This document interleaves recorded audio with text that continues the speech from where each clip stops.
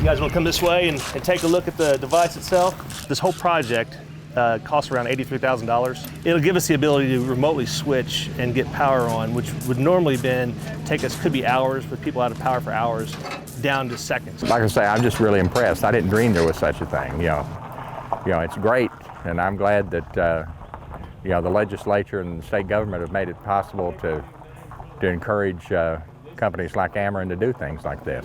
Our goal, 1 for every 400 customers. By the time we're done, that's where we'll end up with about 3,000 of these in Ameren Missouri service territory. Automating our system, modernizing our system, creating jobs, and there's a lot of interest down here in Southeast Missouri. You can tell by the attendance we had today. You know, anything I think we can do to, make jobs easier to find and better paying jobs is a good thing.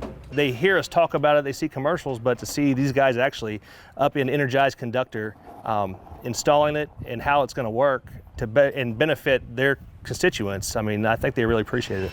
I've enjoyed the steps you guys have taken to keep the community involved and let us know what exactly is going on, plus the benefit that it's going to be for us. It's a great thing for our village, a great thing for our community, and a great thing for the bigger part of the state.